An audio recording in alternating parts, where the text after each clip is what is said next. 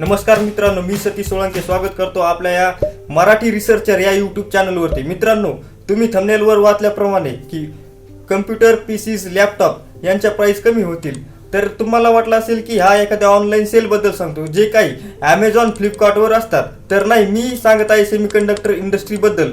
Semiconductor industry आणि यांच्या प्राइसचा काय संबंध, मग तुम्हाला असं वाटलं असेल। पण जे काही कम्प्युटर, लॅपटॉप आणि फोन ही जी काही डिव्हाइसेस आहेत ती ही सेमीकंडक्टर पासूनच बनतात। सेमीकंडक्टर म्हणजे काय, तर सेमीकंडक्टर म्हणजे ज्या पदार्थाची इलेक्ट्रिकल फ्लो करण्याची कॅपॅसिटी ही मेटलपेक्षा कमी असते आणि नॉन मेटलपेक्षा जास्त असते, अशा पदार्थांना सेमीकंडक्टर म्हणतात। आणि आता नेमकंच सेमीकंडक्टर बनण्याची सुरुवात आता ही भारतात सुरू झालेली आहे। ती कशी सुरू झालेली आहे हे आपण थोडक्यात जाणून घेऊया। भारत सरकारने सेमीकंडक्टर इंडस्ट्रीमध्ये 1,26,000 कोटी रुपयांची इन्व्हेस्टमेंट केली आहे। ही इन्व्हेस्टमेंट 3 प्लांटमध्ये डिवाइड होणार आहे। त्यातील पहिला सेमीकंडक्टर फॅब्रिकेशन प्लांट हा टाटा कंपनी बनवणार आहे। टाटा कंपनी ताइवान टेक्नॉलॉजी या पार्टनर सोबत कोलॅबोरेट करून हा प्लांट बनवणार आहे। हा प्लांट 91,000 कोटी रुपये इतक्या खर्चात बनणार आहे। हा गुजरातमधील धोलेरा या सिटीमध्ये बनणार आहे। हा प्लांट 300 करोड चिप्स प्रत्येक वर्षी बनवणार आहे। मित्रांनो, या कमीत कमी 100 दिवसात हा प्लांट बनण्यासाठी काम चालू होईल आणि हा प्लांट पूर्ण बनण्यासाठी 4 ते 5 वर्ष लागू शकतील। नंतरच चिप प्रोडक्शन चालू होईल। फक्त ब्ल्यूप्रिंट असताना भारताच्या सेमीकंडक्टर इंडस्ट्रीला मंजुरीचा एवढा मोठा आधार आहे।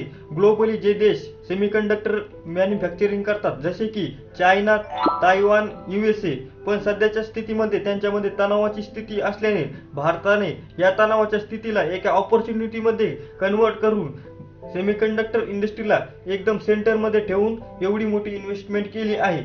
कारण USA, चीन आणि ताइवान या देशांमध्ये तणावाची स्थिती आहे आणि यामुळे ग्लोबल व्हॅल्यू चेन ही मोडू शकते। म्हणून सरकारला या इलेक्ट्रॉनिक्स कंपोनंटचा पुरवठा हा सुनिश्चित करावा लागतो।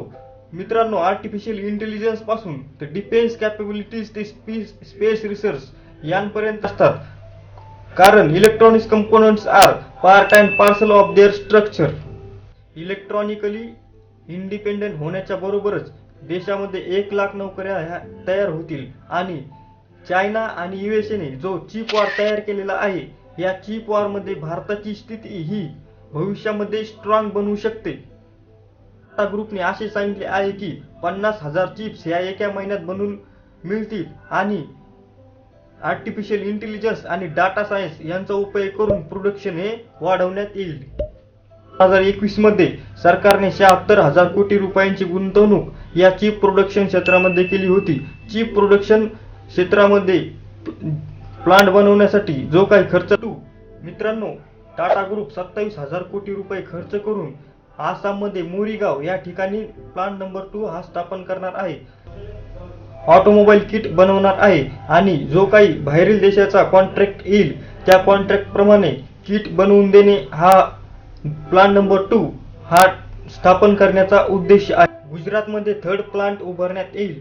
टाटा ग्रुपने जपानच्या रेनेसास इलेक्ट्रॉनिक्स सोबत कोलॅबोरेट करून हा प्लांट उभारण्यासाठी 7,600 करोड इतक्या बजेटमध्ये उभारणार आहे।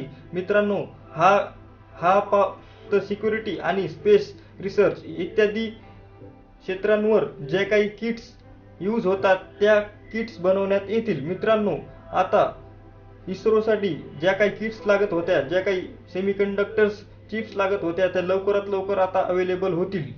तुम्हाला ही माहिती कशी वाटली ही कमेंट सेक्शन मध्ये जरूर सांगा आणि ही माहिती आवडल्यास चॅनलला सबस्क्राईब नक्की करा।